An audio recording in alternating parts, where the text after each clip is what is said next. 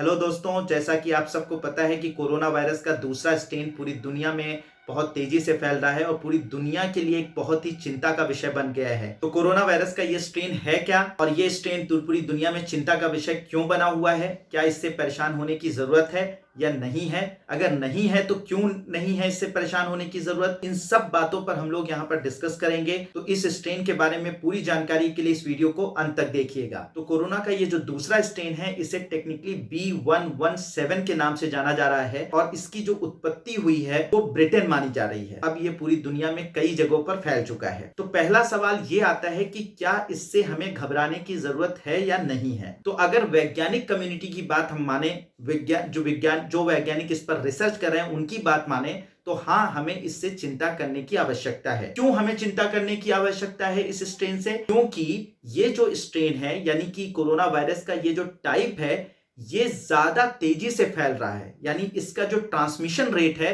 वो बहुत हाई है। तो पहले जो वायरस स्ट्रेन मौजूद थे और जो ये वायरस स्ट्रेन है, इनमें जो डिफरेंस ये है कि पहले वायरस जो स्ट्रेन पाया जा रहा था, वायरस का जो टाइप पाया जा रहा था, ये जो वायरस पाया गया है B117, ये लगभग 70% ज्यादा तेजी से फैलता है पहले स्ट्रेन के अगर कंपेयर करें तो, यानी इससे लोग जो बीमार होंगे वो बहुत तेजी से होंगे। अब इस बात का सबूत कहां से मिला? देखिए, ये जो स्ट्रेन है इसका जो पता लगाया गया था वो सितंबर में ब्रिटेन में पता लग गया था कि ये स्ट्रेन इस वक्त एग्जिस्ट कर रहा है। अब ये जो स्ट्रेन एग्जिस्ट कर रहा था उस वक्त इससे बीमार होने वालों की संख्या, यानी कि पहला जो स्ट्रेन पाया जा रहा था और ये जो नया स्ट्रेन है, इसमें अगर कंपेयर किया जाए तो कुछ ही लोग जो हैं वो इस सेकेंड स्ट्रेन से बीमार थे। लेकिन दिसंबर 9 तक जो रिपोर्ट्स आई हैं उनके अनुसार इंग्लैंड में जो लोग बीमार हो रहे हैं, खास करके साउथ इंग्लैंड में जो लोग बीमार हो रहे हैं, उनमें अब 62% मरीज वो हैं जो कि इस सेकेंड स्ट्रेन से। तो अब इससे क्या पता लगता है कि पहले स्ट्रेन से खतरनाक है, बहुत तेजी से फैल रहा है ये सेकेंड स्ट्रेन, यानी कि ये ज्यादा खतरनाक तरीके से लोगों के बीच में इस वायरस का फैलाव हो रहा है। इसलिए ये एक बहुत ही चिंता का विषय है। दूसरा चिंता का विषय ये है कि क्योंकि उस वक्त तक सितंबर में पता लग गया था, लेकिन फ्लाइट्स पूरी दुनिया में रोकी नहीं गई थी अदर जो कंट्रीज होती हैं वहां पर जाने के लिए ब्रिटेन से, तो इसलिए ऑस्ट्रेलिया है, इटली है, नीदरलैंड है, इस तरह के कई कंट्रीज में ये वायरस अब पूरी तरीके से धीरे धीरे अपने पैर पसार रहा है। तो दूसरा क्वेश्चन ये है कि आखिर ये इतना ज्यादा खतरनाक क्यों हो गया? तो इसके खतरनाक होने के पीछे जो कारण माना जा रहा है वो म्यूटेशन है, यानी कि इसके जो जेनेटिक कोड हैं, जो इनके जीन्स हैं, उनमें बदलाव। माना जा रहा है कि जो सेकेंड स्ट्रेन पाया गया है B117, इसके अंदर 23 म्यूटेशन हुए हैं, 23 बदलाव हुए हैं और इसमें जो जेनेटिक म्यूटेशन पाया गया है खास करके उन जीनों में पाया गया है जो कि वायरस के फैलाव के लिए जिम्मेदार होते हैं। अब क्योंकि इसके उन जेनेटिक कोडों में बदलाव हुआ है जो कि फैलाने के लिए जिम्मेदार हैं, जो कि किसी वायरस के फैलने में जिम्मेदार होते हैं, तो डेफिनेटली इसी वजह से ये 40 से 70% ज्यादा तेजी से फैल रहा है पहले स्ट्रेन के से अगर हम कंपेयर करें तो। अब नेक्स्ट क्वेश्चन की बात करें तो नेक्स्ट क्वेश्चन पे आता है कि क्या ये जो टेस्ट होते हैं, यानी जो PCR टेस्ट मेनली किया जाता है इस कोरोना वायरस के इन्फेक्शन को पहचानने के लिए, क्या ये इस टेस्ट को अफेक्ट करेगा या नहीं करेगा? अगर हम PCR टेस्ट की बात करें तो PCR टेस्ट में कोरोना वायरस को पहचानने के लिए 3 जेनेटिक टारगेट को पहचाना जाता है। अगर ये तीनों जेनेटिक टारगेट जो हैं वो पहचान लिए जाते हैं तो इससे ये कंफर्म हो जाता है कि ये कोरोना वायरस है, यानी कि ये जो पेशेंट है वो कोरोना वायरस से इन्फेक्टेड है या नहीं है। अब मामला क्या हुआ है कि जो दूसरा स्ट्रेन आया है, इस दूसरे स्ट्रेन में ये जो 3 टारगेट था जिसको PCR टेस्ट पहचानता था, उनमें से एक टारगेट में म्यूटेशन हो गया है।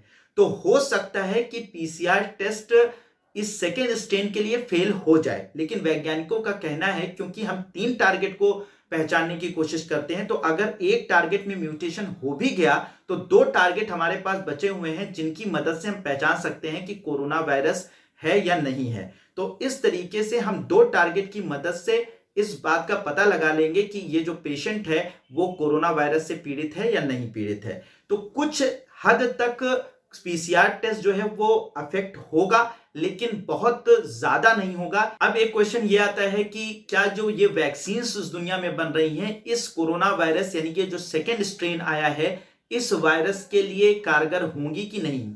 ये बहुत बड़ा क्वेश्चन है।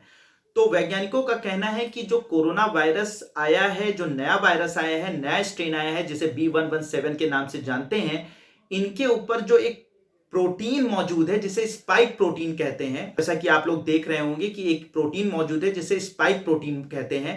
तो ये जो स्पाइक प्रोटीन होती है, इसी की मदद से ये वायरस जाकर कोशिकाओं के साथ जाकर चिपक जाता है और कोशिका को अपने कब्जे में ले लेता है। तो ये जो स्पाइक प्रोटीन है, ये स्पाइक प्रोटीन बहुत ही इंपॉर्टेंट प्रोटीन है। इसी की मदद से वायरस जो है वो किसी सेल पर अटैक करता है। तो जो भी वैक्सीन इस दुनिया में बनाई जा रही है, ज्यादातर उन्होंने टारगेट किया है इस स्पाइक प्रोटीन को, यानी इस स्पाइक प्रोटीन के खिलाफ या तो एंटीबॉडी बना दी जाए या इस स्पाइक प्रोटीन को न्यूट्रल कर दिया जाए, जिससे कि वायरस जो है वो कोशिका को नुकसान ना पहुंचा पाए। तो ये जो नया स्ट्रेन आया है यानी B117 आया है, इसमें जेनेटिक कोडों में बदलाव हुए हैं, लेकिन स्पाइक प्रोटीन में किसी भी तरीके का कोई खास बदलाव नजर नहीं आ रहा है। यानी कि जैसा कि पहले वायरस का स्पाइक प्रोटीन था, वैसा ही सेकेंड वायरस का यानी कि इस सेकेंड स्ट्रेन का भी स्पाइक प्रोटीन है। और ज्यादातर क्योंकि वैक्सीन स्पाइक प्रोटीन को ही टारगेट करके बनाई जा रही हैं, तो जब स्पाइक प्रोटीन में बदलाव नहीं आ रहा है, तो जो भी वैक्सीन इस दुनिया में बन रही हैं वो इस वायरस के लिए भी कारगर होंगी। अब एक क्वेश्चन आता है कि क्या ये वायरस फैल तो बहुत तेजी से रहा है, लेकिन क्या ये वायरस जो है वो खतरनाक भी है? तो अगर हम कुछ वैज्ञानिकों की और कुछ डॉक्टर्स की बात माने तो इंडियन अमेरिकन फिजिशियन है विवेक मूर्ति, जो यूएस प्रेसिडेंट जो बिडेन के सर्जन जनरल चुने गए हैं, तो उनका कहना है कि ये जो वायरस है ये फैल तो बहुत तेजी से रहा है, लेकिन इससे आपको चिंता करने की आवश्यकता नहीं है, ये उतना खतरनाक नहीं है, यानी कि इससे मृत्यु दर जो होगी उस पर कोई खास प्रभाव नहीं पड़ेगा, मृत्यु दर इससे बढ़ेगी नहीं। और ऐसा ही कहना है वीके पॉल, जो कि नीति आयोग, भारत के नीति आयोग के मेंबर हैं, उनका भी कहना है कि ये वायरस फैलेगा तो बहुत तेजी से, लेकिन ये बहुत ही ज्यादा खतरनाक नहीं है, तो इससे मॉर्टेलिटी रेट पर कोई खास प्रभाव नहीं पड़ेगा। तो ये एक अच्छी न्यूज है इस वायरस को लेकर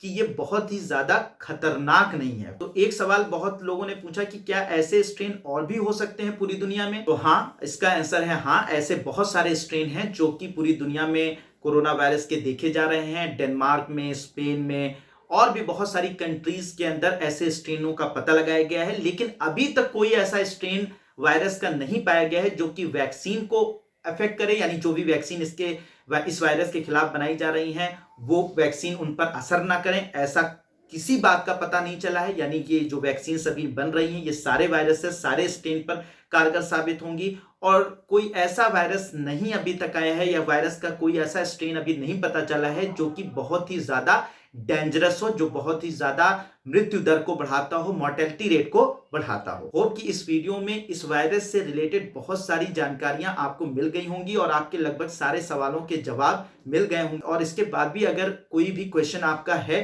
तो कमेंट बॉक्स में जरूर पूछिए, दूसरों से इस वीडियो को शेयर कीजिए और लाइक करना मत भूलिए। Thank you so much.